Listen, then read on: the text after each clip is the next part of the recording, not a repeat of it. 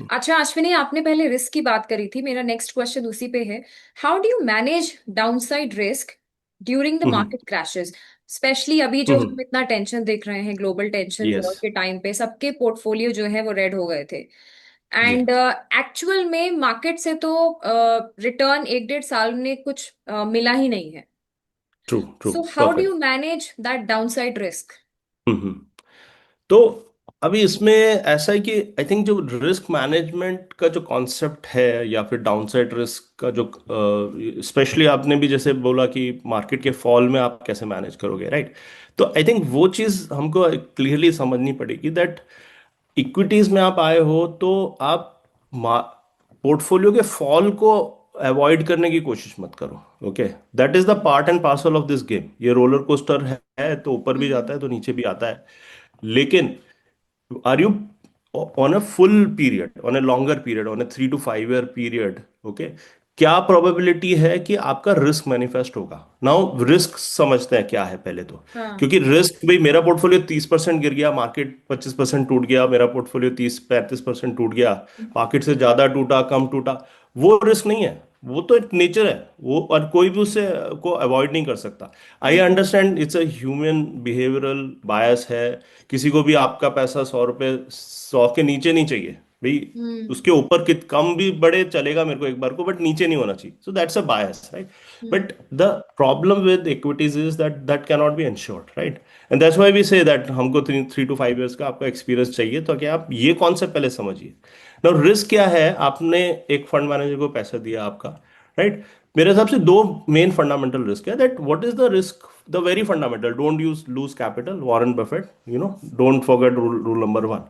भाई, क्या चांस है कि आपने जो पैसा दिया है वो पैसा ही लूज हो जाएगा? 100 रुपए का 100 रुपए भी आपका नहीं रहेगा on a 3 to 5 year basis, right? वो पहला डेटा पॉइंट मैंने आपको बताया, प्रोटेक्शन ऑफ कैपिटल। हाँ। वो होना चाहिए भाई। आपने रोलिंग पीरियड एनालिसिस करके, 10 साल का डेटा है, 20 साल का डेटा है, जितना भी उस स्ट्रैटेजी या स्कीम का जब डेटा अवेलेबल है, वो आपने पहले इवेलुएट करके देखा on rolling every day.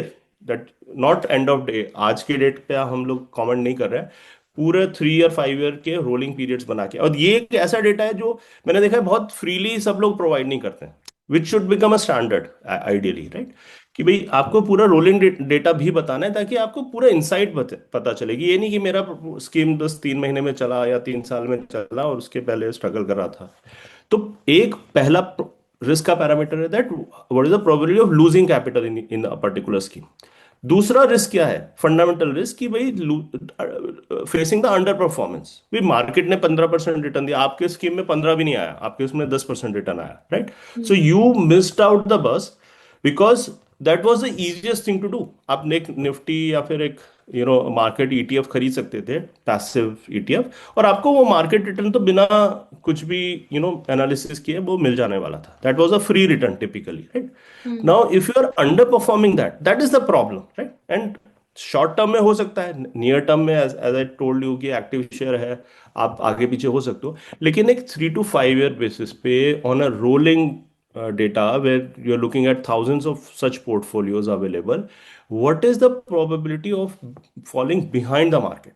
I think that is the risk that people should understand while evaluating any PMS scheme, and or any mutual fund scheme either.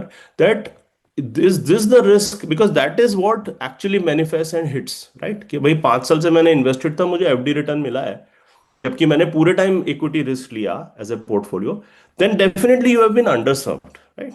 So we have to move away from the fact that market में 2 साल में return नहीं आया, market में portfolios red में गए।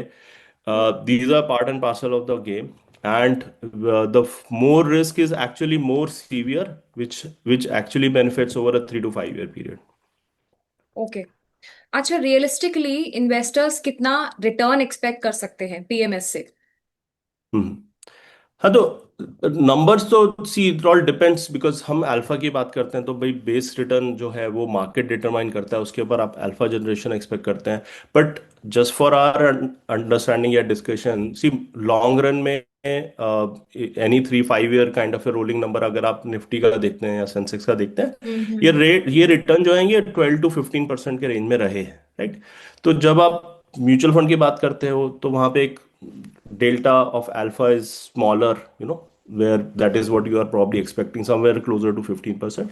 When we Hmm. talk about PMS, then obviously that expectation is higher, right? So you are committing for a longer period also. You are committing for a, let's say, 5 year when you're coming to a PMS scheme. But then your expectation is higher in terms of, what is the base rate हाँ. over the base rate, what the alpha that you can expect, right? So that is where it is. Again, there is data available, where we have showed that what kind of alpha we have generated, but not getting into the numbers. I think there is a significant alpha opportunity when you look at a PMS kind of a structure because of all those reasons that we discussed so far.